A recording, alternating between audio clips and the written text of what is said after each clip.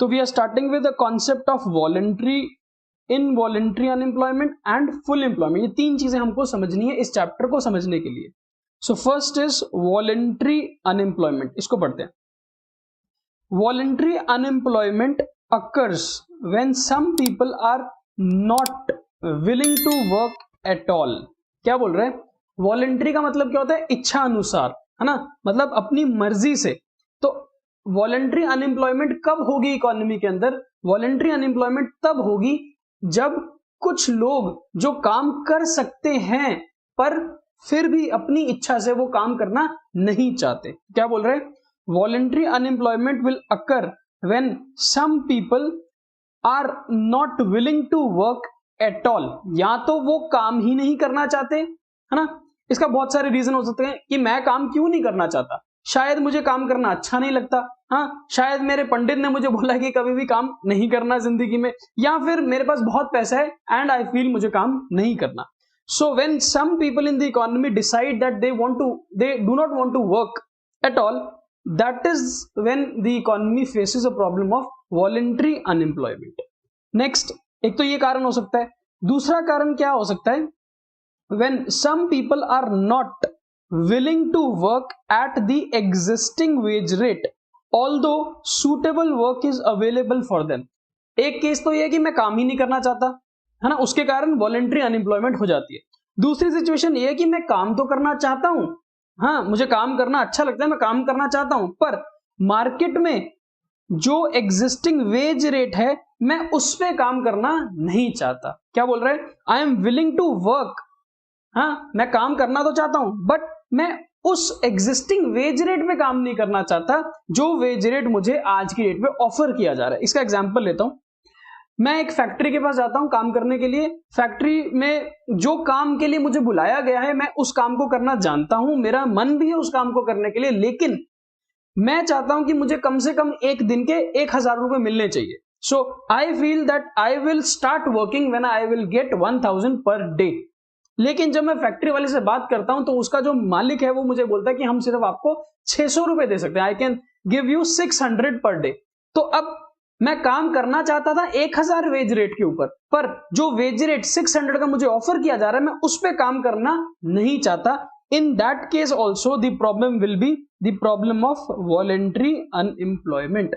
तो हमको यह समझ आया कि वॉलेंट्री अनएम्प्लॉयमेंट दो कारणों से होती है। एक, जब लोग काम ही नहीं करना चाहते। सेकंड, जब काम तो करना चाहते हैं पर जो रेट उनको ऑफर किया जा रहा है, जो पैसे उनको दिए जा रहे हैं, जो वैल्यू उनको दी जा रही है उस काम करने के लिए, वो वैल्यू, रेट या वो पैसा मुझे या उस व्यक्ति को एक्सेप्टेबल नहीं है, इसीलिए वो काम नहीं करता है। In other words, people are voluntary unemployed, that is unemployed because of their own will. अपनी इच्छा अनुसार वो काम नहीं कर रहे, इसीलिए हम क्या बोलते हैं? वॉलेंट्री अनएम्प्लॉयड है वो। सच पीपल और persons are not included in the labour force of a country. Labour force क्या होती है? पूरे देश में जितने भी लोग हैं जो काम कर सकते हैं, यानी कि काम करने की क्षमता रखते हैं, उसको हम लेबर फोर्स बोलते हैं।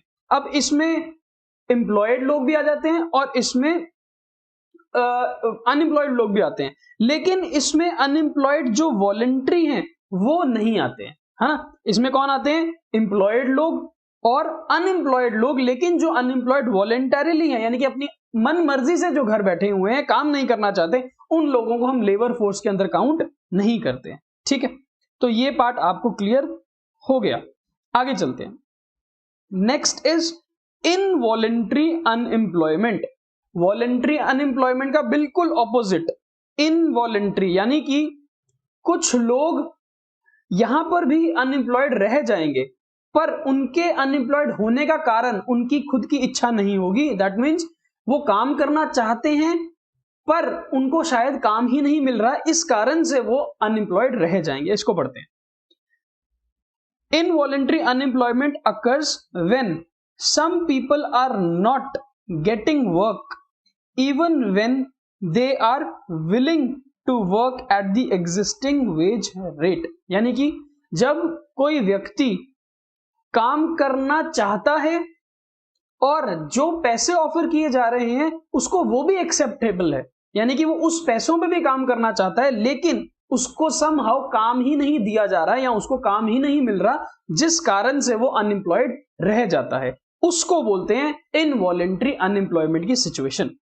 सच people are mentally and physically fit, वो पूरी तरह से काम करने के सक्षम है, काम करने लायक है, काम करने योग्य हैं, पर उनको काम नहीं मिलता। They are willing to work at the prevailing wage rate but they are out of job. हर प्रकार से वो फिट हैं, मेंटली हो, फिजिकली हो, काम करने की क्षमता रखते हैं, काम करना चाहते भी हैं, जो रेट ऑफर किया जा रहा है वो रेट भी उनको एक्सेप्टेबल है, उस दाम पे भी वो काम करना चाहते हैं, लेकिन उनको काम ही नहीं मिल रहा। इसका एक एग्जांपल देता हूं। एक फैक्ट्री है, उस फैक्ट्री के बाहर 200 लोग हैं लाइन में लगे हुए कि हमको काम दो, लेकिन उस फैक्ट्री में सिर्फ 100 लोगों को ही काम दिया जा सकता है, 200 लोगों को काम नहीं दिया जा सकता है। अब जो 200 लोग हैं फैक्ट्री के बाहर, उनमें से 100 पीपल विल गेट एम्प्लॉयमेंट, 100 लोगों को तो काम मिल जाएगा, लेकिन जो 100 लोग फैक्ट्री के बाहर रह जाएंगे, जो काम करने आए थे, उनको वो जो वेज रेट था, जो लेबर की कॉस्ट दी जा रही थी, वो भी एक्सेप्टेबल थी, वो लोग फिट भी थे, पर फिर भी उनको काम नहीं मिला, वो वापस अपने घर लौट जाएंगे बिना काम पाए। उन लोगों को हम क्या बोलते हैं कि वो इनवॉलेंट्री अनएम्प्लॉयड है। यहां पर उन लोगों की कोई गलती नहीं है। गलती किसकी है? गलती ये है कि यहां पर किसी सिचुएशन के कारण इकोनॉमी में कोई प्रॉब्लम है, उस कारण से उनको एम्प्लॉयमेंट नहीं मिल पा रही है। ठीक है, ये बहुत इंपॉर्टेंट है। This type of unemployment occurs when wages are rigid. Rigid का मतलब कोई भी चीज रिजिड कब होती है? जब वो अपनी जगह से हिल नहीं सकती है। यानी कि वेजेस रिजिड होने का मतलब है कि जो वेज रेट, लेबर का जो काम करने का रेट है, यानी कि उसको एक दिन में कितने रुपए दिए जाएंगे या कोई काम करने के लिए उसको कितने रुपए दिए जाएंगे, वो वेजेस रिजिड हैं। दैट मीन्स वो वेजेस बढ़ नहीं रही हैं, हाँ, वो फ्लेक्सिबल नहीं है, तो वो रिजिड है। ठीक, एक तो सिचुएशन ये है कि अनएम्प्लॉयमेंट तब होगी जब वेजेस रिजिड होंगी and supply of labour is greater than the demand of labour. ये सबसे बड़ा फैक्टर है इनवॉलेंट्री अनएम्प्लॉयमेंट का कि supply of labour demand of labour से ज्यादा है। अभी जो मैंने एग्जांपल लिया था उसमें क्या था? सप्लाई ऑफ लेबर कितनी थी? 200 पर्संस की। फैक्ट्री के बाहर कितने लोग खड़े हो गए थे जॉब मांगने के लिए? 200 लोग। तो सप्लाई कितनी है? 200 लोग। पर डिमांड कितनी थी फैक्ट्री में? डिमांड सिर्फ थी 100 लोगों की, यानी कि डिमांड वॉज ऑफ 100 पर्संस। तो जब सप्लाई डिमांड ऑफ लेबर से ज्यादा होगी, उस केस में जो बाकी के लोग रह जाएंगे जिनको नौकरी नहीं मिलेगी, वो लोगों को हम क्या बोलेंगे कि वो इनवॉलेंट्री अनएम्प्लॉयड रह गए। उन लोगों की कोई गलती नहीं है। गलती किस चीज की है? गलती ये चीज की है कि जो इकोनॉमी है उसके अंदर काम करने वाले ज्यादा हैं पर काम मिलेगा कम लोगों को, इस कारण से कुछ लोग अनएम्प्लॉयड रह जाते हैं। अब ये सप्लाई लेबर की डिमांड से ज्यादा इस कारण से होती है कि the situation occurs when the AD क्या है? Aggregate demand in the economy is not enough to induce fuller utilisation of the existing production capacity.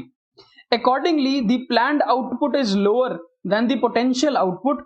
There is excess capacity in the economy and some people are forced to remain unemployed due to low level of output which is due to low level of AD।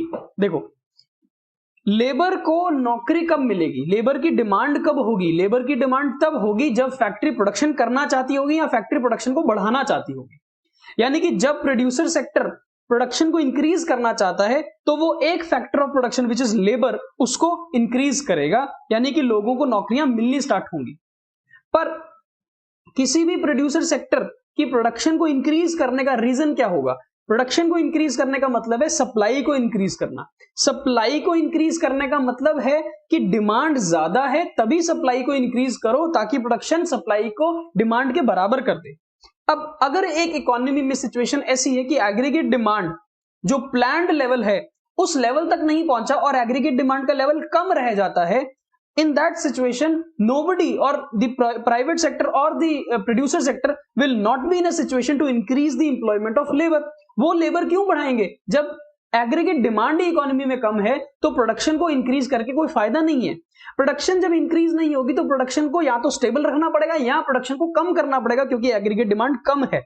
In both this situation जो लोग अब labour force को join कर रहे हैं, आप जैसे मेरे जैसे लोग जो नए लोग इकोनॉमी के अंदर लेबर ढूंढ रहे हैं, जॉब्स ढूंढ रहे हैं, उन लोगों को इकोनॉमी एब्जॉर्ब नहीं कर पाएगी, उन लोगों को इकोनॉमी जॉब्स दे नहीं पाएगी, बिकॉज एग्रीगेट डिमांड का लेवल कम है।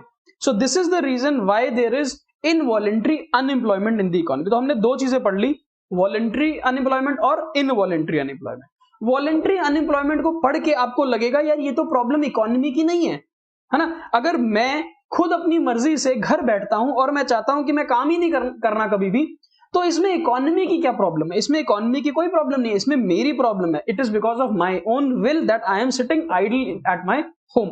सो वॉलेंट्री अनएम्प्लॉयमेंट बेसिकली इकोनॉमी की प्रॉब्लम नहीं है, लेकिन इनवॉलेंट्री अनएम्प्लॉयमेंट इकोनॉमी की सबसे बड़ी प्रॉब्लम है। वो लोग जिन लोगों को काम नहीं मिल रहा लेकिन वो काम करना चाहते हैं, वो क्यों नहीं काम पा रहे, ये उनकी गलती नहीं है, ये किसकी गलती है? इकोनॉमी की गलती है। ठीक। The problem of unemployment refers to the problem of involuntary unemployment. तो जब भी आप भी बचपन से 8वीं 9वीं 10वीं में पढ़ते आए हो कि देश अनएम्प्लॉयमेंट की प्रॉब्लम से गुजरता है, देश में एक्सेस पॉपुलेशन है ना। तो जब भी हम प्रॉब्लम ऑफ अनएम्प्लॉयमेंट की बात करते हैं, हम तो कौन सी अनएम्प्लॉयमेंट की बात करते हैं? क्या हम वॉलेंट्री की बात करते हैं कि हम इनवॉलेंट्री की बात करते हैं? हम इनवॉलेंट्री अनएम्प्लॉयमेंट को बोलते हैं प्रॉब्लम ऑफ अनएम्प्लॉयमेंट। हम वॉलेंट्री अनएम्प्लॉयमेंट से जरा भी दुखी नहीं है, जरा भी हम ये नहीं सोचते कि वॉलेंट्री अनएम्प्लॉयमेंट जिन जिन लोगों को है, जो लोग अपनी मर्जी से घर बैठे हैं, उनको अपने घर बैठे रहने दो। इकोनॉमी की प्रॉब्लम उनकी प्रॉब्लम नहीं है।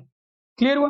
सो when we talk about the problem of unemployment, we are talking about the problem of involuntary unemployment, not the problem of voluntary unemployment. यहां तक क्लियर हो गया? आगे चलते हैं। Third is full employment.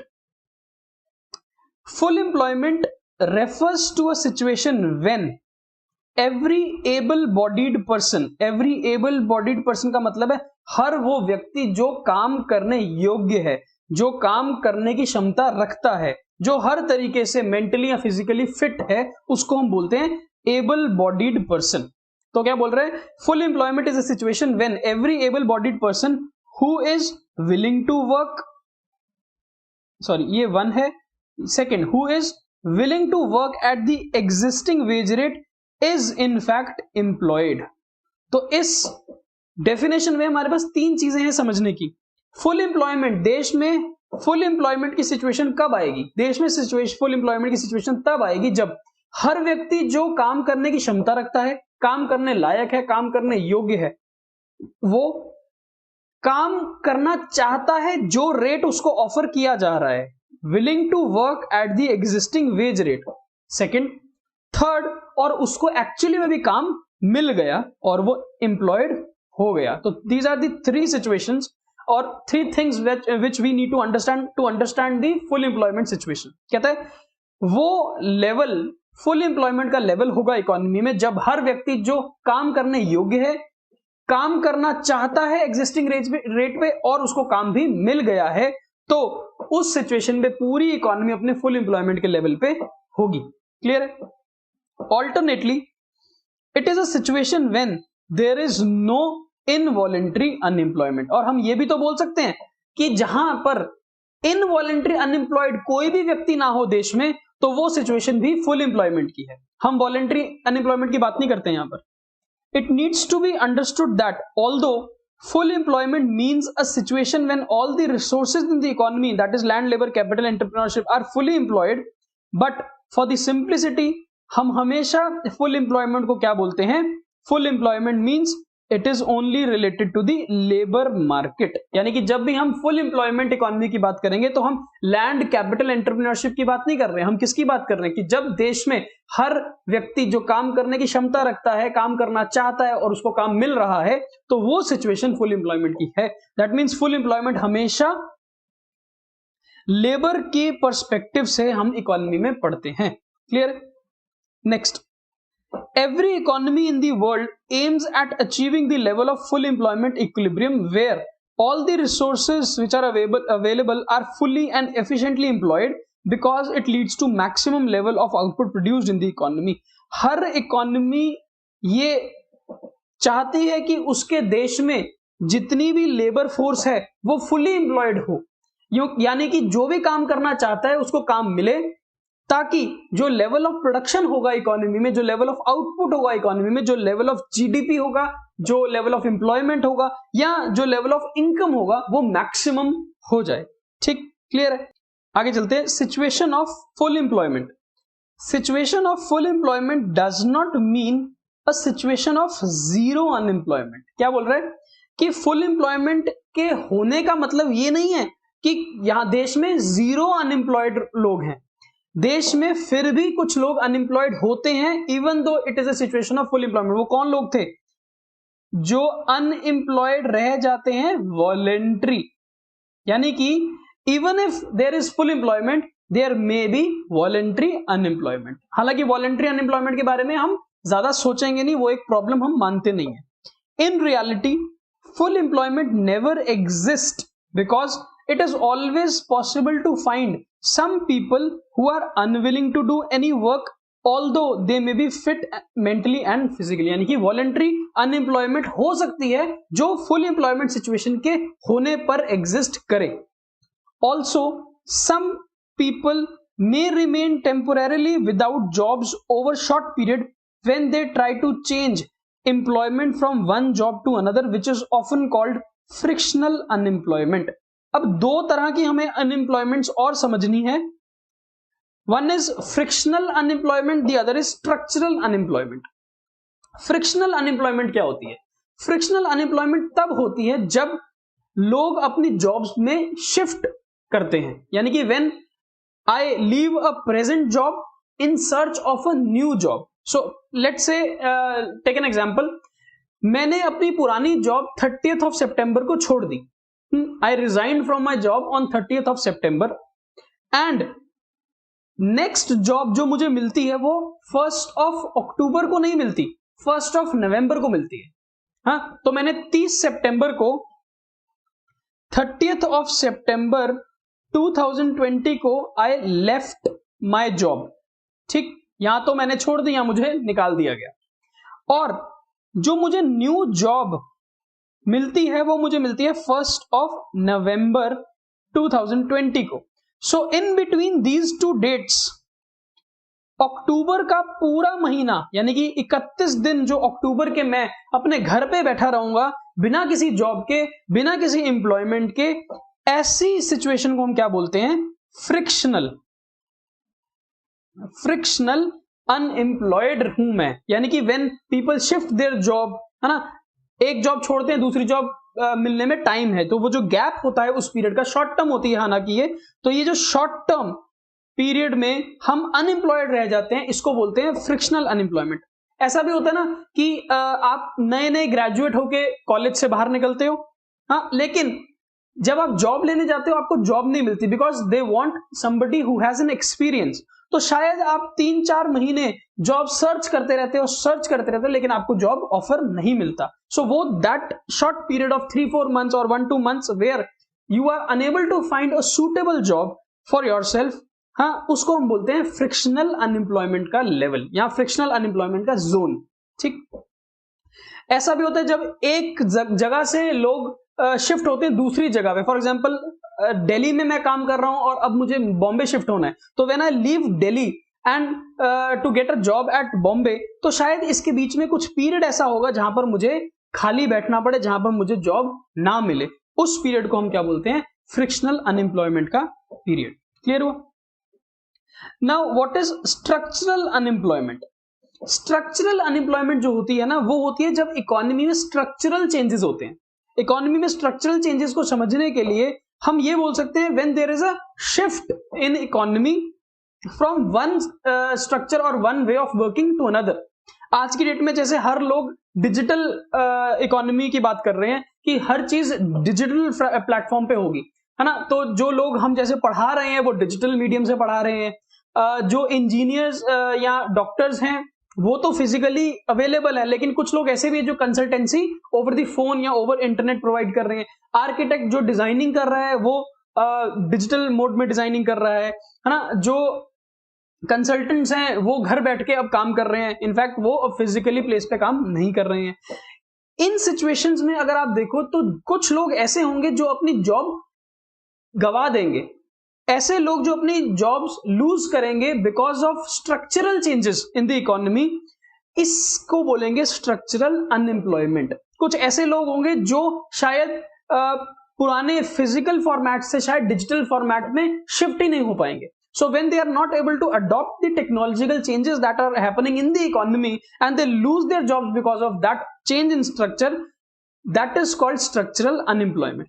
ऐसा भी हो सकता है एक एग्जांपल जैसे यहां पर लिखा हुआ है, when new machines are installed, है ना, या फिर जब एक प्लांट ब्रेक डाउन हो जाता है। फॉर एग्जांपल मेरी एक फैक्ट्री है जिस फैक्ट्री में हम पुराने मशीन्स को रिप्लेस कर रहे हैं और न्यू मशीन्स को लेके आ रहे हैं। अब कुछ लोग ऐसे हैं हमारी फैक्ट्री के अंदर जो पुरानी मशीन्स पे तो काम करने की क्षमता रखते थे, वो स्किल्ड थे पुरानी मशीन के लिए, लेकिन न्यू मशीन के आ जाने से अब वो शायद उतने स्किल्ड नहीं रहेंगे, यानी कि उस फैक्ट्री में अब न्यू मशीन के आने से उन लोगों की जॉब चली जाएगी, बिकॉज अब हम फैक्ट्री में स्ट्रक्चर चेंज कर रहे हैं, टेक्नोलॉजी को चेंज कर रहे हैं, मेथड ऑफ वर्किंग को चेंज कर रहे हैं। तो somebody who is not able to adapt to that new format, और वो लोग अपनी जॉब जो छोड़ देंगे या गवा देंगे, उसको हम बोलेंगे स्ट्रक्चरल अनएम्प्लॉयमेंट। क्लियर है? Frictional, structural and voluntary unemployment can coexist within the state of full employment. हालांकि फ्रिक्शनल अनएम्प्लॉयमेंट को खास प्रॉब्लमैटिक नहीं है, बिकॉज जब मैं 1 महीने बाद मुझे नई जॉब मिल जाएगी तो मेरी फ्रिक्शनल अनएम्प्लॉयमेंट अपने आप खत्म हो जाएगी। स्ट्रक्चरल अनएम्प्लॉयमेंट जो है वो थोड़ी लॉन्ग टर्म हो सकती है, हाँ, it can get prolong for a period of time. शायद ऐसा लग सकता है नई स्किल्स को अडॉप्ट करने में, नई चीजों को समझने में मुझे टाइम लग सकता है, और जब तक मैं फिर से स्किल्ड नहीं होऊंगा, जब तक मैं न्यू मेथड ऑफ टेक्नोलॉजी या न्यू मेथड ऑफ वर्किंग को समझ नहीं लूंगा, तब तक शायद मुझे नई जॉब ना मिले। So for that period of time I may remain unemployed due to structural factors. ठीक। और वॉलंटरी अनएम्प्लॉयमेंट तो खैर अपनी मन मर्जी की अनएम्प्लॉयमेंट है। जब मेरा मन बनेगा कि अब मुझे काम कर लेना चाहिए तो वॉलंटरी अनएम्प्लॉयमेंट खुद ब खुद खत्म हो जाएगी। So in short, full employment does not mean zero unemployment. Full employment के वक्त वॉलंटरी अनएम्प्लॉयमेंट भी हो सकती है, फ्रिक्शनल भी हो सकती है, और स्ट्रक्चरल अनएम्प्लॉयमेंट भी पॉसिबल है। आगे चलते हैं।